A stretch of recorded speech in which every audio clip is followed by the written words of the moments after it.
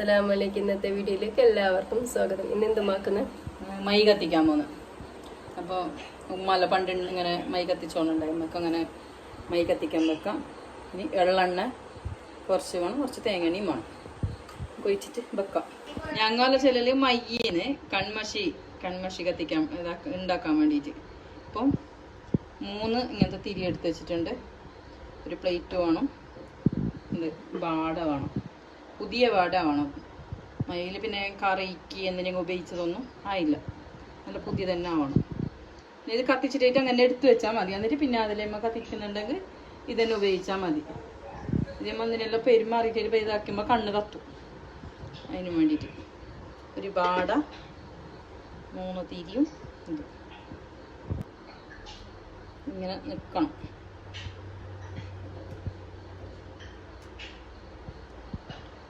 ഇങ്ങനെ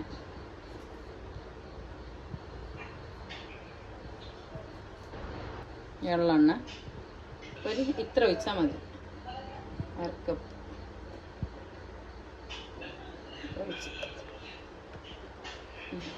തേങ്ങ ഒഴിച്ച് ഇതിലേക്ക് ഇത് രണ്ടും നമുക്ക് ഈ തിരി വെച്ചിട്ട് തന്നെ മിക്സ് ആക്കാം.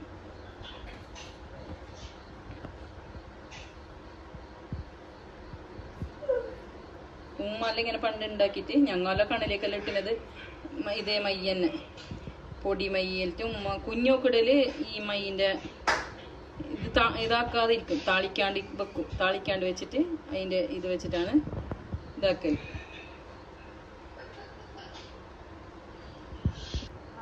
നല്ല പ്ലേറ്റും ഇതെല്ലാം വെച്ച് ഇപ്പം നമുക്കിലേക്ക് തീപ്പട്ടിക്കൊള്ളി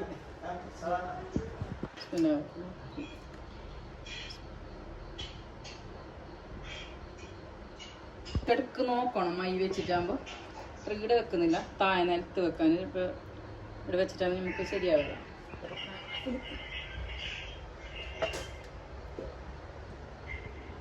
ഇങ്ങനെ വെക്കണം. ഇത് വെച്ചിട്ട് ഇളക്കിയെങ്കിൽ പിന്നെ ഒരു 4-5 മണിക്കൂറെല്ലാം ഇങ്ങനെ കത്തിക്കോണ്ടുണ്ടാവും. ചെറുങ്ങനെ അതിങ്ങനെ കത്തിക്കോണ്ടിരിക്കും. എന്നിട്ട് പിന്നെ നമുക്ക് താളിച്ചിട്ട് മൈ ഉണ്ടാക്കാം. മൈ എടുത്ത്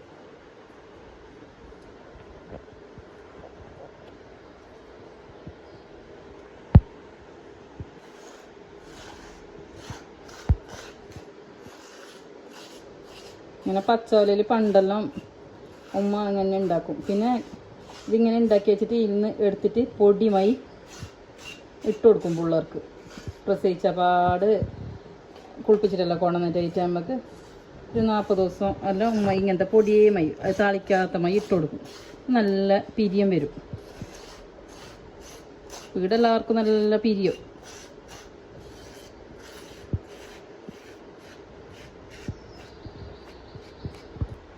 ഇങ്ങനെ ഇട്ട് കൊടുത്തിട്ട് നമുക്ക് നല്ല ഇതാവും. ഇന്ന് കുറച്ച് ഇങ്ങനെ എണ്ണ കൂട്ടിയിട്ട് നമുക്കിങ്ങനെ താളിച്ചെടുക്കാം.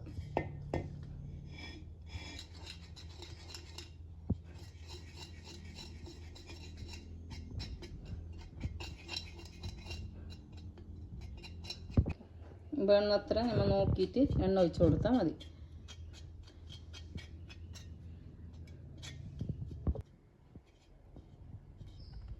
ഇതാണ് കൺമഷി. നല്ല ഞമ്മന്നെ ഉണ്ടാക്കിയ കൺമഷി. ഇതെന്തോ ഇതാവാനൊന്നുമില്ല, കണ്ണിലേക്ക് എന്ത് ബുദ്ധിമുട്ട് വരാനില്ല, ഒന്നുമില്ല.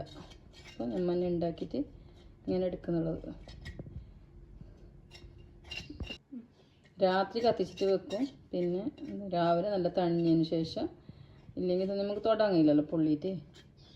അപ്പോൾ അത് തണ്ണിട്ടെല്ലാം ആയിട്ടായിട്ട്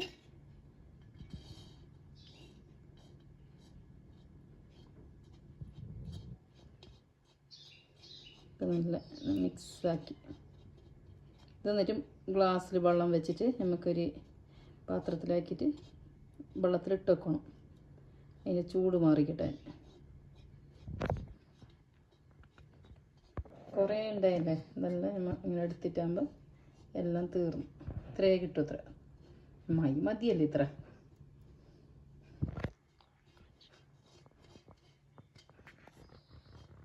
അങ്ങനെ ഒന്ന് ഈ ടീനിലാക്കാം.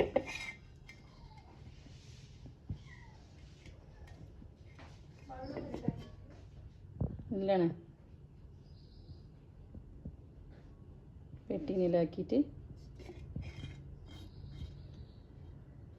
ആരെങ്കിലും ആവശ്യക്കാർ വേണമെങ്കിൽ പറഞ്ഞാൽ മതി, ഉണ്ടാക്കി തരാം.